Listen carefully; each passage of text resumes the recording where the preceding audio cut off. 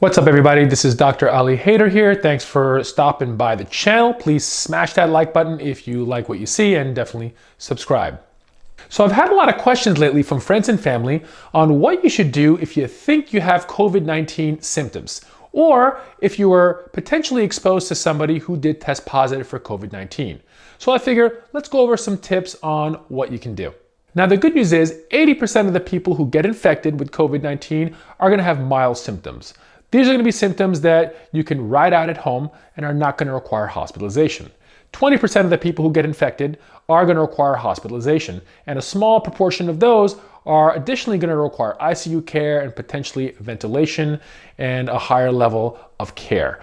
Now again, it's true that most of the people who get really sick and die are older and people with other underlying disorders, but still important to remember that young people can still get very sick. Again, unlikely, but it definitely has been happening. Now let's quickly just review what the symptoms are.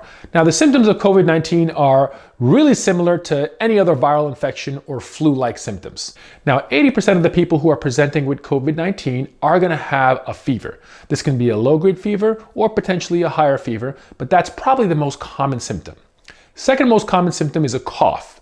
That cough can be productive of sputum or light sputum, or it could also be a dry cough. Other common symptoms include fatigue, body aches and malaise, okay? And sometimes GI symptoms such as nausea and diarrhea. By and far, those are probably the most common symptoms that we're going to see, but you may have one, you may have all, and occasionally you may have none. One interesting symptom that people have described is a loss of taste or a loss of sense of smell, okay? You can see this in other viral infections and sometimes sinusitis-like infections. There have been some cases of COVID-19 where that was the only symptom reported. So again, something to look out for.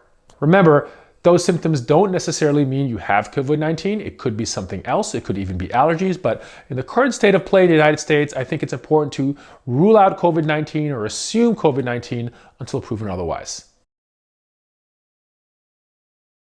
So what do you do if you have symptoms? Well, let's kind of break it down into categories. Now, if you have really mild symptoms, mild meaning you have perhaps a low-grade fever and you have a little bit of a cough and some body aches and sort of you feel like you may have the flu, what you want to do is stay at home. The best thing to do is stay at home, take some Tylenol, take over-the-counter cold medications if appropriate, and try to isolate yourselves from your family. If you live with other family members, you want to wear a mask at home, wash your hands aggressively, and try to ride it out.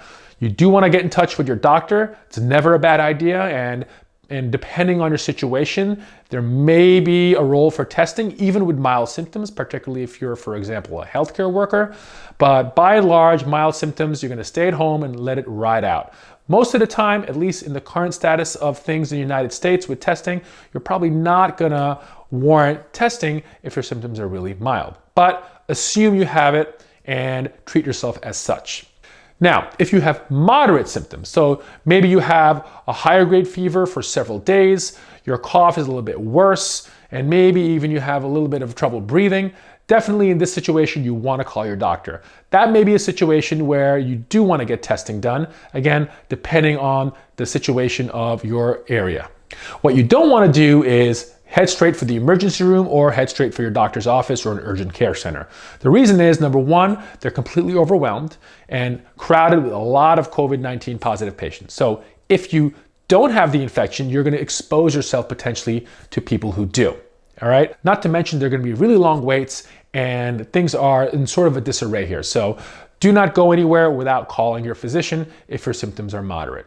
Now, if your symptoms are severe, meaning you've developed chest discomfort or shortness of breath and difficulty breathing, particularly if the breathing has gotten worse over a short period of time, such as over the course of 24 hours, that's a situation where you want to call 911 and play it safe. Now, EMS is overwhelmed in a lot of places, particularly in New York City. I think they had 7,000 calls on Thursday alone, which was, I think, a record for them. So EMS is very inefficient right now, so you have to take that in mind. Another reason not to call if you only have mild or moderate symptoms, let the EMS handle the people who are a lot sicker, okay? So again, if you're not sure and you're not feeling completely crummy, call your doctor and try to get some guidance. Now, if you don't have a doctor, what you can also do is Call your insurance company. There's a lot of teledoc services and telehealth services where you can get a physician on the line or even video chat, and they can help you figure out whether or not you may need to go see a doctor or you may need to get tested. So use those resources. You can also go online from your local town and city and try to find out where there may be availability to speak to a physician on the phone, because these services are popping up to let people stay home but still have access to a physician if they otherwise didn't have one. Now, if it's up to me, we would test everybody. Broad testing, kind of what South Korea did and what Singapore did. They tested people who were symptomatic and asymptomatic. That way they were able to isolate the patients who actually were COVID-19 positive, even the ones who didn't have symptoms. Because remember, there is a large chunk of people who have zero symptoms but could still spread the virus.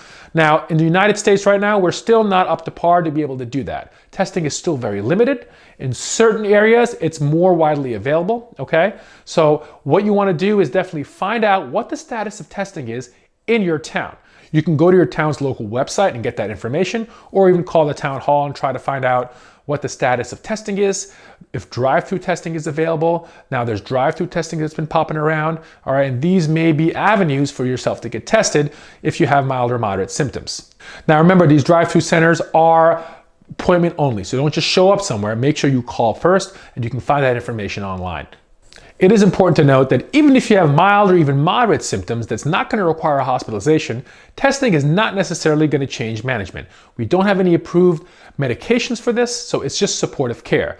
The importance of testing is so you can more aggressively isolate yourself and potentially track back all the close encounters you've had to isolate those people. But it's not going to change your management unless you're hospitalized. The most important people to get tested are hospitalized patients and healthcare workers, so we can really pay attention to the sick people and the people who are taking care of these sick people. Now, what if you were exposed to somebody who turns out they were COVID-19 positive? So you're hanging out with some family or friends, which you probably shouldn't be doing anyway right now, but you find out that they tested positive for COVID-19. Now, it's also important to note that transmission is generally with close contact for prolonged periods of times. So if you walk by somebody on the street, chances are you're not going to get this virus. But if you were in the same room with somebody for an hour or two and potentially touched the same surfaces and had some close contact, that may be a situation where your risk is a little bit higher. So if you had close contact with somebody who was COVID-19 positive, what you want to do is firstly quarantine yourself at home, okay? Self-isolate, wear a mask if you're living with other people, and monitor for symptoms, okay? We generally recommend a 14-day quarantine, and that's because of the incubation period of the virus. The incubation period is the time it takes from acquiring exposure to the virus to the point where you're going to develop symptoms.